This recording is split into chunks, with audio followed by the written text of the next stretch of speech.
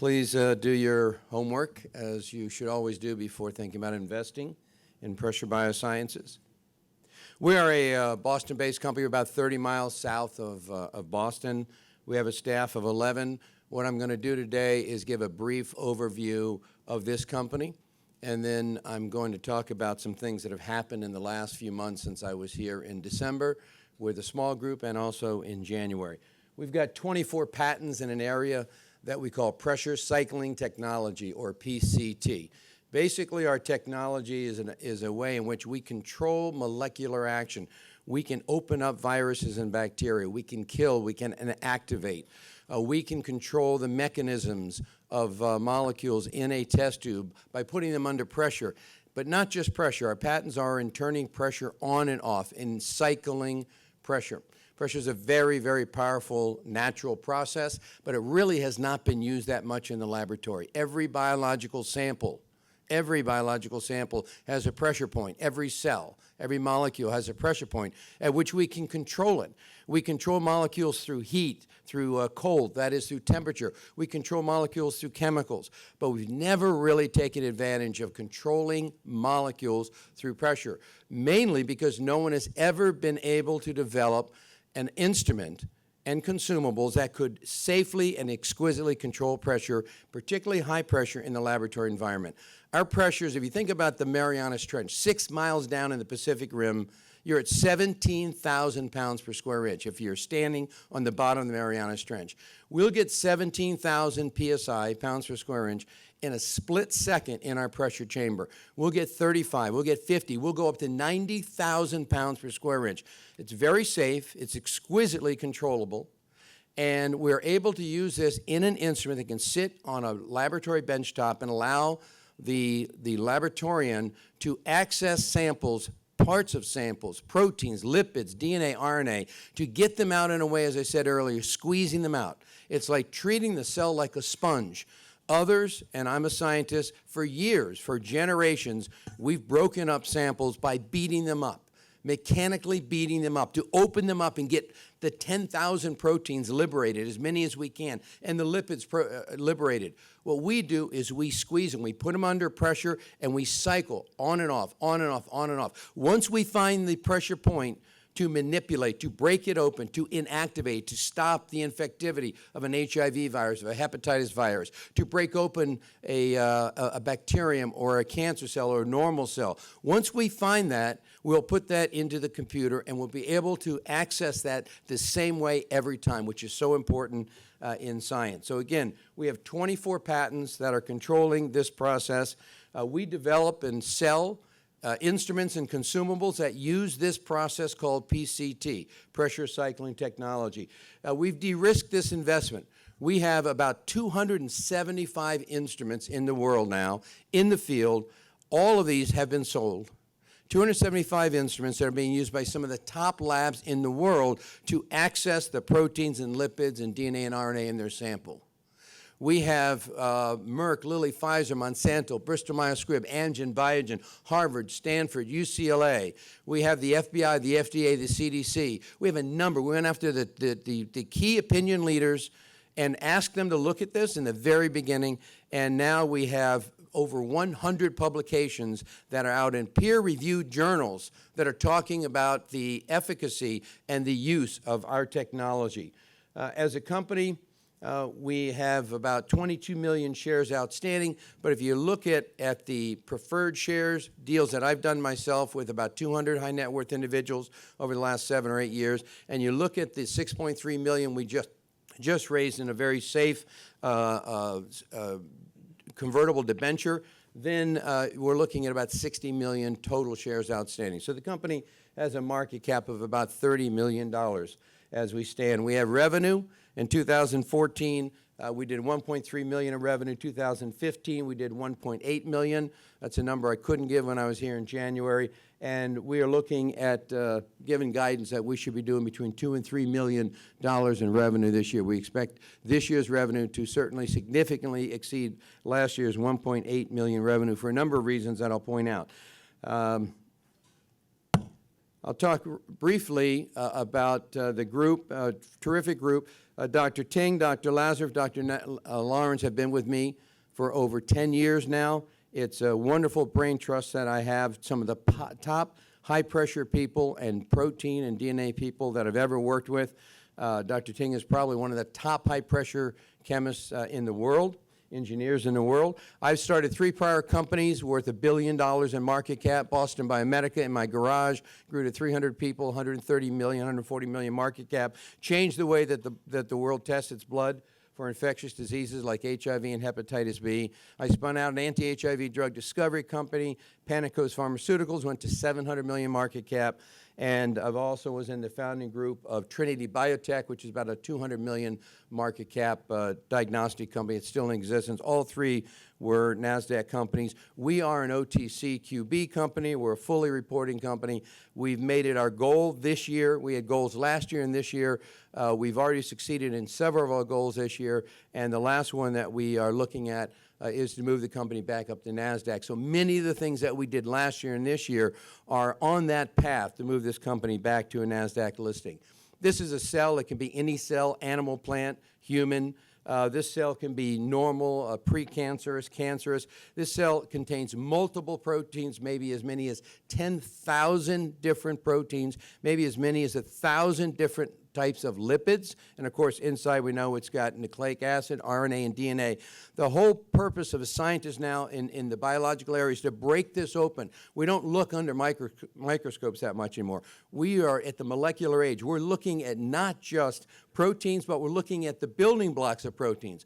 We're looking at peptides that make proteins. We're looking at amino acids that make peptides. We have to break these out, and we have to find one protein in this gamache of maybe 10,000 proteins that we think is related to a disease or can be part of a therapy. We have to pull that protein out. We have to break it down into its building blocks, which are thousands of amino acids, and try to see if one change might be the change that is causing a certain disease to be prevalent or certain disease to be very progressive. Our job at Pressure BioSciences is to offer an enabling technology to the scientists to allow them a better way, a more exquisitely controlled way to break open the sample and to get to those biomolecules that may in fact be the next billion-dollar drug. This is a million-dollar machine called a mass spectrometer. There are 16,000 laboratories around the world that have one or more mass spectrometers. That machine will exquisitely read proteins that you put into it, and it'll give you that readout. But you can't put a whole protein in. You need to break open a cell, pull out the protein of interest, break it down, and then put that into the machine. On the left, that's where we believe we should be. 16,000 labs with one or more mass spectrometers. We believe we should be in front of all of those. We believe we do a better job of breaking open and breaking down the samples than what's out there now. How do we do it? We set a goal about 3 years ago to work with one of the big 6 companies that makes the $1 million mass spectrometer. I say $1 million. They run from $500,000 to about $1.5 million.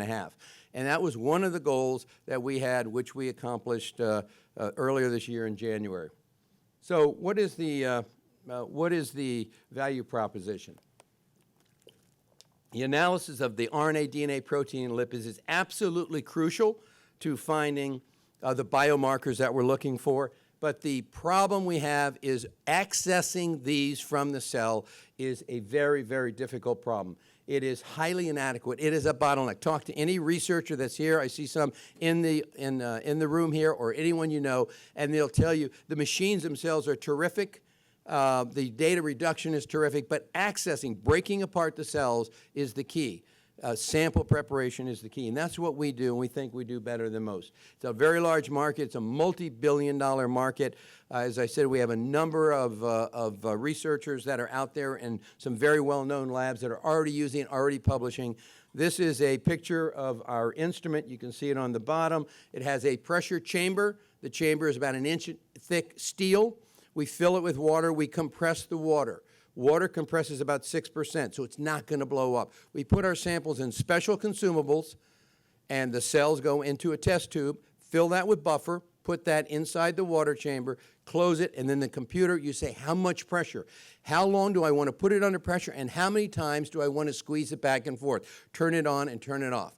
And once you do that, it does the work for you. At the end, you've broken up your cell, you've liberated all those biomolecules that you need to do your research. So we sell the instrument. We now have 5 instruments. We're excited because we have 2 new instruments that we've worked on and we've released. Now we're ready to sell them this year. And we have consumables that go along with everything. There's 8 areas. I can't go through them, but I can tell you that the USDA and a number of medical schools around the country are using this to look at areas like food science, antibioterror, drug design. They're using this to break open the samples, whether it's in agriculture or aquaculture or human disease, to free and liberate those biomolecules. This is Dr. Rudy Aebersold. He's the guy that put us on the map. He's one of the world's premier protein chemists. He is a keynote speaker at many, many protein meetings. And Dr. Aebersold published last June a paper in a major journal called Nature Medicine, and said, in his opinion, if you use pressure cycling technology up front to prepare your samples, and you use mass spectrometry, particularly the mass spectrometer from a company called SCIEX, which is the largest company in the world selling mass spectrometers for protein analysis, he thinks that you would have the best chance of getting your best results. We make PCT. SCIEX makes what's called the SWATH, S-W-A-T-H, mass spectrometer. He called his method PCT SWATH.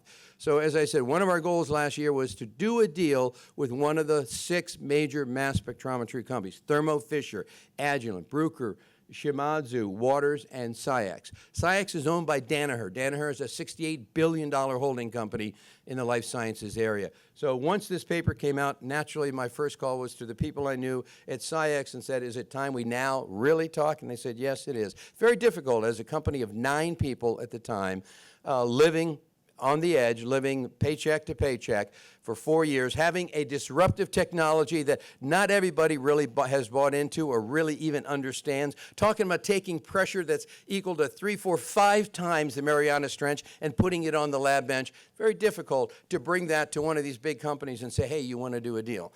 But when Professor Aebersold comes out and talks about this is what we use and this is why we use it, it opened up the door. And so, in fact, on January 12th, SCIEX announced that they have signed a 2-year exclusive co-marketing deal with us. This is David Weil. David Weil was a former vice chairman of NASDAQ. He's given me permission. He said, use my picture, use a slide, let people know that even though I ran NASDAQ for a number of years, you are the only OTC company that we've ever invested in. So David himself personally and his group invested in Pressure BioSciences last year and said, we're going to help you get back on NASDAQ because this is where your technology company belongs.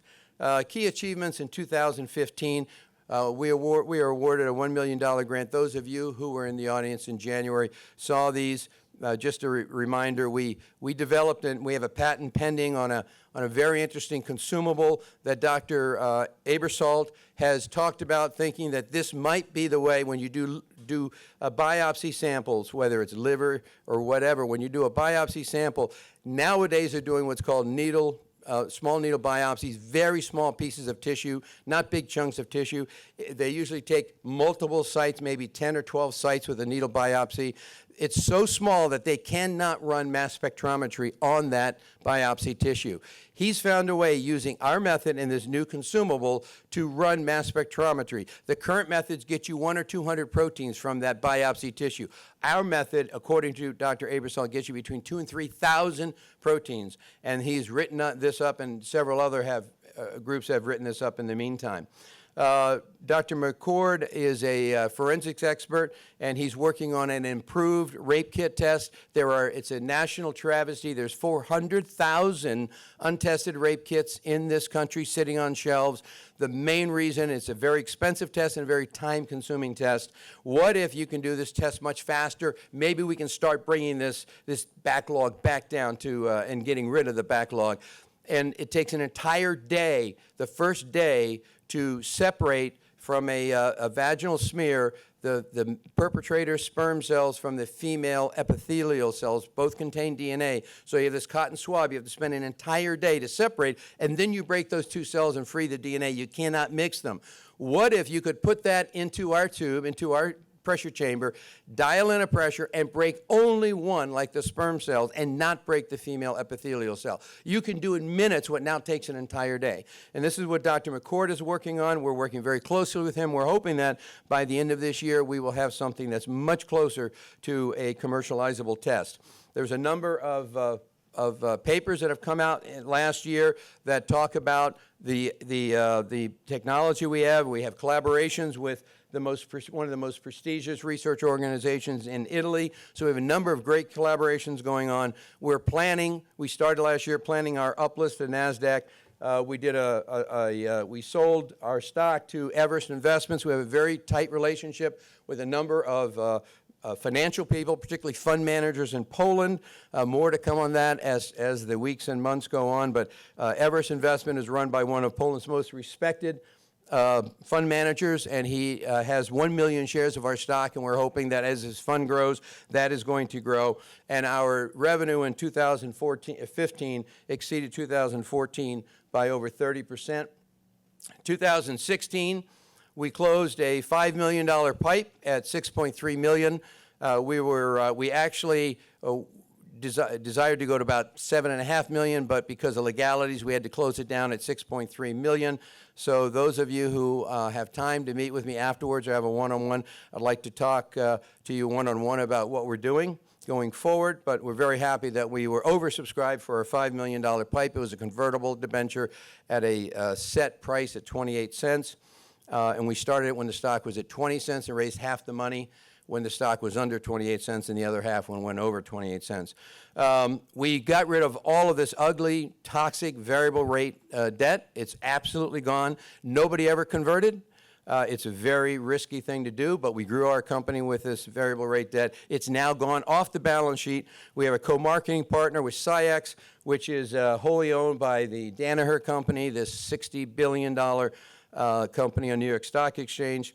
We were added 2 weeks ago to the high-performing Richmond Club Index in Toronto, and we're very proud of that. Richmond Index has outperformed the S&P by about 17% for 10 years in a row. We were added to the index 2 weeks ago. We talked about PCT Swath and a number of things that are going with Dr. Aebersold, and we continue this year right now our uplisting expectation for NASDAQ. We've hired two of the best in the country that we believe to help us get there, and our price has increased so far this year from when I was here 3 months ago at 32 cents to about 47 cents in April. This is a VWAP. We did hit in the high 50s. We've been in the 50s now for about a week. Nice chart.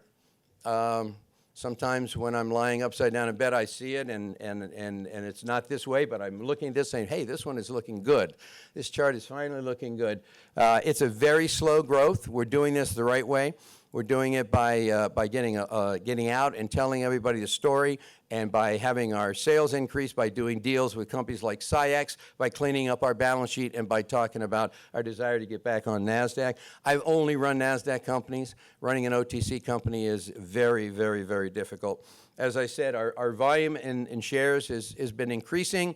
The turnover every day, the price of the stock's been increasing. The number of trades has pretty much been increasing since I've been here in January. A couple more slides. The Children's Hospital Medical Research Institute in Sydney has got a $10 million grant. They're going to test 70,000 tumor samples. They decided that they're going to use PCT Swath. They'll be ordering 3 of our instruments, which we expect to ship them in June. We've already received the purchase order. This is the first order with our deal with SciEx. So we're very happy with this, and we think this is one, and SciEx thinks this is just one of many laboratories that are going to be doing what they call industrialized proteomics. I do not have time for this other than the key point here is if there's 16,000 labs, individual labs have one or more mass spectrometers, if we can get 25% market share over 5 years. And I think that's a very, very reachable goal for a company that has the next best thing since sliced bread, in our opinion. That's going to give us $75 million in instrument sales, but a recurring revenue of $36 million a year. Remember, razor blade story. You buy the instrument, It's a one-time purchase, but then you've got to use, every sample you use has got to use its own consumable. Our short-term drivers here, we have this major deal that we just signed. It's going to take time to get it going, but time means, in my opinion, this year.